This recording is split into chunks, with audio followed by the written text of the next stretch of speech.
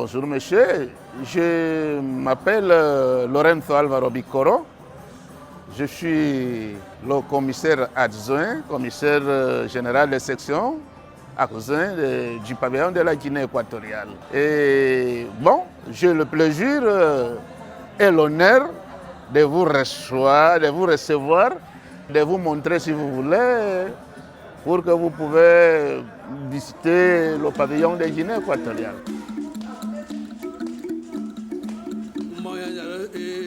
La Guinée équatoriale se situe dans le golfe de Guinée, en Afrique centrale. Mon pays est composé de deux parties. Il y a une partie continentale qui se limite au nord avec le Cameroun, au sud et à l'est avec le Gabon.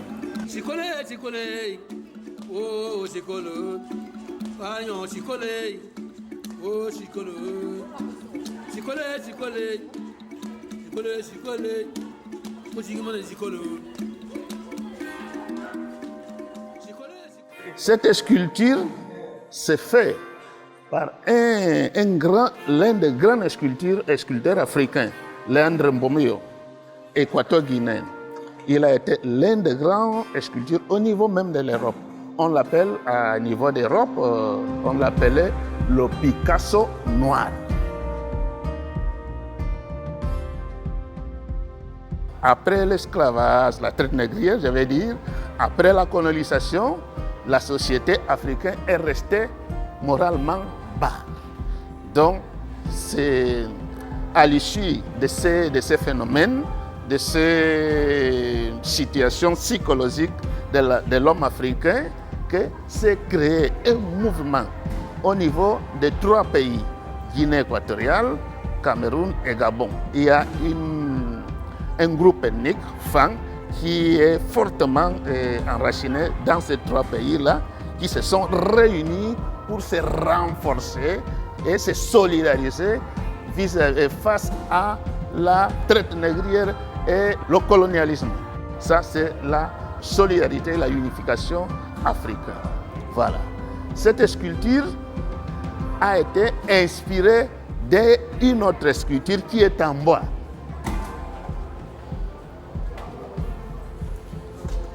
Le grand sculpture, l'auteur s'est inspiré de cette sculpture. Ça, c'est l'un des sculptures les plus phares, le plus important sur le bois en Guinée équatoriale. On l'appelle Nguantangan, ce qui veut dire en espagnol, en français, la figure d'une femme blanche. On a mis ça à la figure d'une femme parce qu'on satirisait à l'homme blanc. Quand les Français, les Allemands et les Espagnols ont pris la décision de séparer les mêmes familles comme des gens différents. Donc, ils se sont fâchés, cette famille, ce groupe ethnique qui était regroupé dans une région, dans une zone, avec cette décision, ils n'étaient pas tout à fait d'accord. La pression coloniale était sur plus fort qu'eux. Et pour s'organiser, à continuer à faire des mouvements de protestation, ils se sont créés une association secrète. Et comment ils se faisaient? Pour se réunir et prendre des décisions pour l'avenir, ils ont créé une danse. Et cette danse-là, qui s'appelait Nguantangan. Donc, quand on dansait, il y a un artiste, ça c'est une masque, qui mettait ça. Il se mettait ça. Et pourquoi il mettait la figure ça? C'était pour se moquer de l'homme blanc. Restait la décision des colons. Et quand ils se réunissaient, c'est la danse. Ils disaient que donc on va faire la danse pour les défenseurs, machin. Ils disaient bon, allez-y. Et entre-temps, ils prenaient les décisions sur la lutte contre l'impérialisme. C'est ça, c'est pourquoi on a créé cette danse-là, on appelle Nguantangan. Là, on appelle ça Campana Bubi. Vous voyez, la Campana Bubi, c'est l'un des instruments d'un groupe ethnique aussi. Ça, c'est fait par les autochtones de l'île de Bioko. Il s'appelle Bubi. c'est eux. Ça, c'est un instrument sacré et plus important pour leur groupe ethnique. Pour se faire réunir dans leur association secrète, il faut utiliser ça. C'est-à-dire, celui qui utilise ça, il le maîtrise. Il sait par comment le faire pour que les gens sachent de quoi il s'agit. Ça fait partie des œuvres, des biens culturels que les Espagnols sont volés au temps de la colonisation. Ils sont emmenés ça. Grâce à nos petites recherches, on s'est mis en contact avec un grand collecteur qui a été un colon à Guinée équatoriale. Il a, c'est le seul dans le monde qui a une collection assez forte et importante sur la culture en bois de Guinée équatoriale. Cette collection s'appelle Les Sauces de la forêt Fang. C'est une sculpture, c'est une très très sacrée. Parce que, comme vous le voyez là, on l'appelait Nkumbiel. C'est-à-dire, cette sculpture, c'est hautement religieux. Hautement religieux. N'importe qui ne pouvait pas le voir si tu n'étais pas initié. N'importe qui ne pouvait même pas le toucher si tu n'étais pas religieux. Il fallait atteindre un certain âge et il fallait être initié pour s'approcher là où les femmes allaient se prier vis-à-vis à ses ancêtres pour le bien de leur société.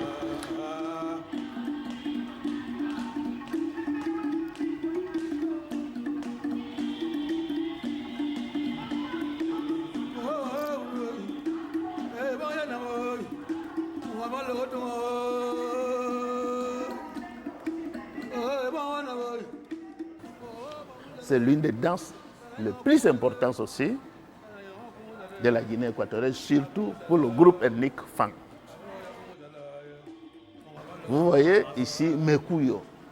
Le même, c'est une danse aussi, mais la danse appartient à une groupe ethnique qui s'appelle Ndowe. Mais pour les deux là, le Bonko, l'autre El Mekuyo, c'est comme une société secrète. Donc, vous ne pouvez jamais voir sa figure, vous ne pouvez pas savoir qui est. Hein? Vous ne pouvez même pas savoir d'où vient et avec qui il est entouré. Vous voyez, bon, quelques jeunes qui l'entourent, mais vous ne connaissez pas d'où vient ou là où il s'en va.